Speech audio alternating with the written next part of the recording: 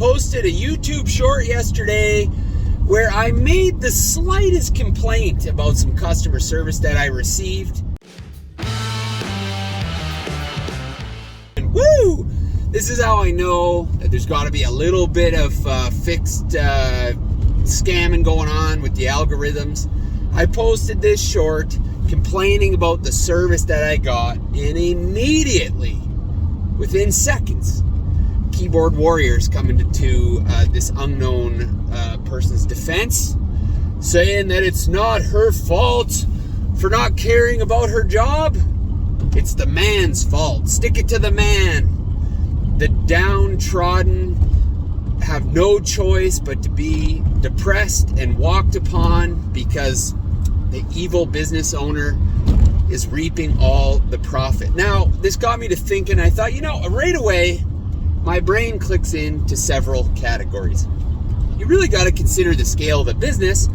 The YouTube short, well, it wasn't fair to the masses because you don't know the size of business that I was describing. I wasn't at a Walmart or some giant conglomeration. I was at a local business owned by a local person, hiring local people. So my expectation level is different.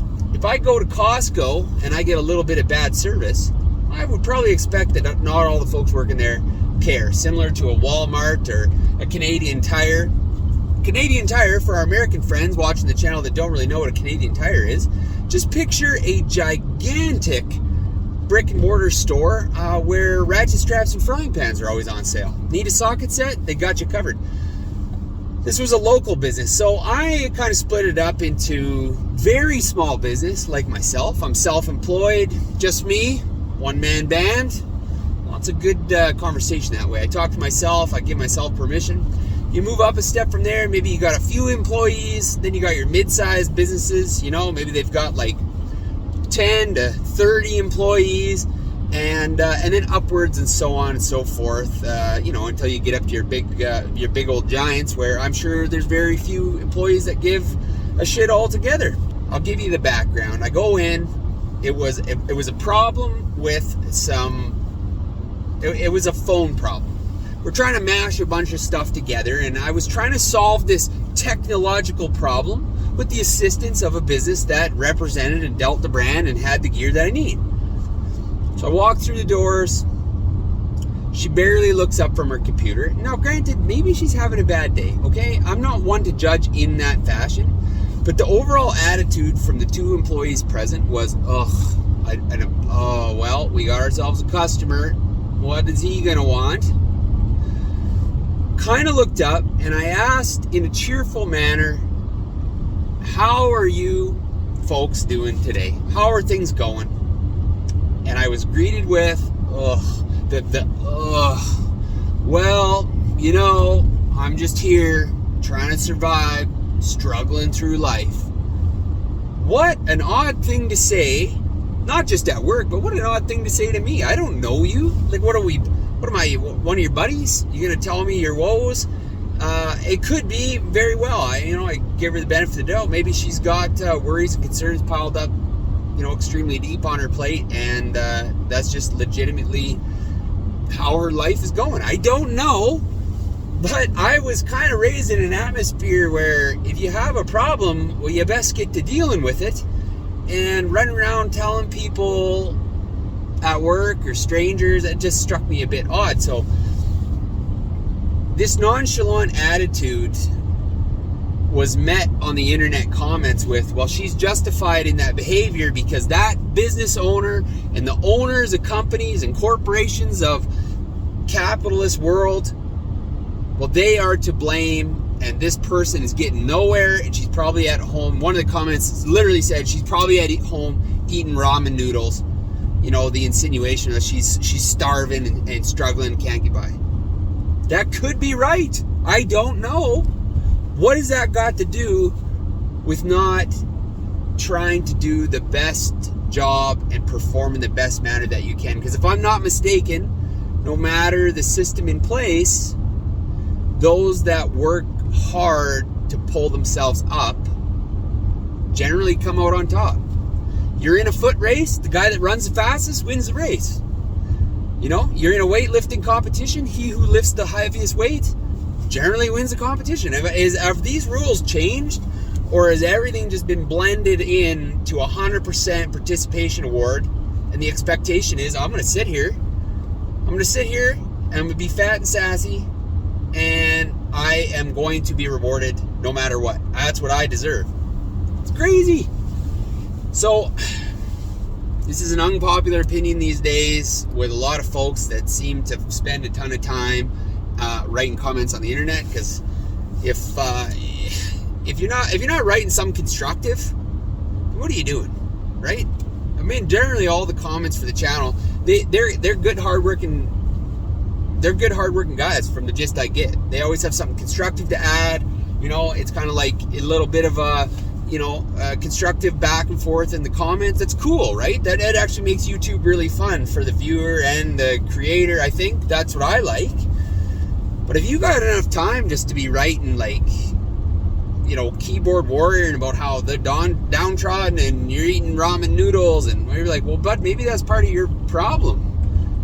Maybe you're not getting ahead because you spend a little bit too much time engaging in this sort of activity. Like, I don't know. It's just a thought.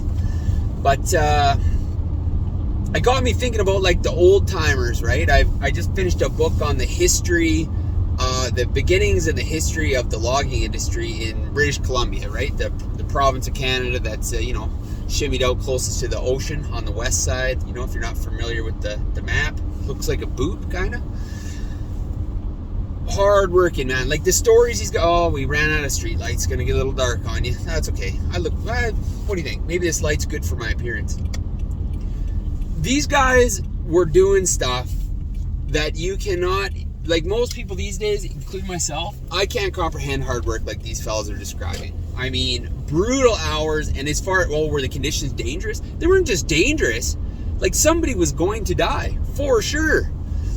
And I absolutely guarantee that there was not a lot of room for feelings, and definitely nobody was shitting on the business owner. Like, they were grateful to be there. They worked as a team. They pulled hard, worked hard, kind of like up their game. And I mean, this isn't like hundreds and hundreds of years ago. We're talking, like, you know, from the 30s through to the 60s.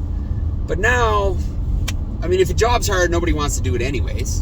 And if it isn't hard, they're just going to complain about it anyway. So what I'm saying is, maybe a lot of the complaining that's going on is a result of the actions of the very people that are doing all the complaining. If you sit still, will you not find yourself not going anywhere? If things get harder and you choose not to do anything, won't it just get harder? Like, I'm not ranting or like giving a speech to anyone, because don't get me wrong, like I've had hard times in my life just the same. Like, it's not always, you know, peaches and cream, and work is hard, and sometimes things don't go my way. But I never thought just sitting still was a solution. And so the comments that come off that YouTube short defending this young lady, and maybe she deserves defense because she could have just been having a bad day,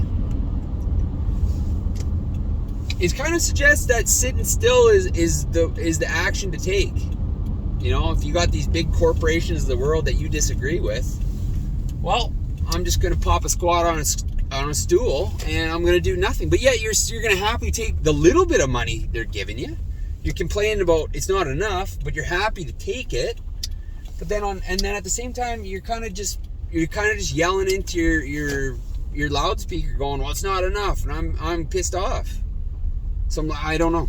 It didn't make sense to me at all. Like, I understand things are hard, and you know, the world is, you know, maybe not what it once is, but I still think there's room for guys to, like, set goals and work hard and find, you know, something to work towards. Because if you don't, what's the option? What are you telling me you're gonna do? You're throwing the towel? You're just gonna sit there, wait for moss to grow on you or something? Like, what are you gonna turn into a tree stump? I don't understand. So many things in the world I don't understand anyways. But that's my thoughts with Scott on that. I'm sure that someone will provide their opinion in comments. That's what it's there for. I always appreciate hearing them. Just remember, you know, if you're thinking that times are tough, I guess they could always get worse. And then 57 other cliches that old timers have to offer. It's hard because, like, I've stared down the barrel at hard times once in a while too. And you don't want to hear none of that stuff. You're like, this is my hard. What did Joe Rogan say? The worst thing in your life that you're experiencing is the worst thing in your life that you are experiencing at that time. The worst thing. So it might not be somebody else's worst, and maybe your crappy retail job's getting you down and it isn't enough to buy ramen noodles, but I just can't help but think how, the country was built, and the folks that literally, and I mean this in the literal sense, way back pioneer days, the folks that sat still and did nothing, they literally starved and froze to death. So, I mean, there's the proofs in the pudding there. You cannot just do nothing and bitch and complain and then go, oh, what a shock. I just can't believe I've ended up here.